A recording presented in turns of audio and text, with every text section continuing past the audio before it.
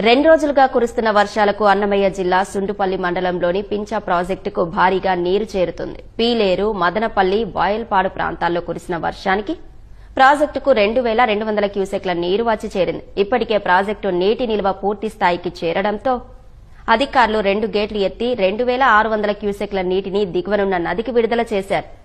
నది పరివాహక ప్రాంతాల్లోని ప్రజలు అప్రమత్తంగా ఉండాలని అధికారులు హెచ్చరిక బోర్డులు ఏర్పాటు చేశారు.